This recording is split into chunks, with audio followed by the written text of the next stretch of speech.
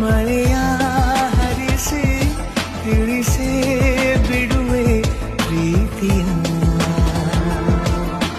ಹೇ ಧರಣಿ ಆಗಿ ಕಲಿಸಿ ತಿಳಿಸಿ ಕೊಡುವೆ ಆಸೆಯನ್ನ.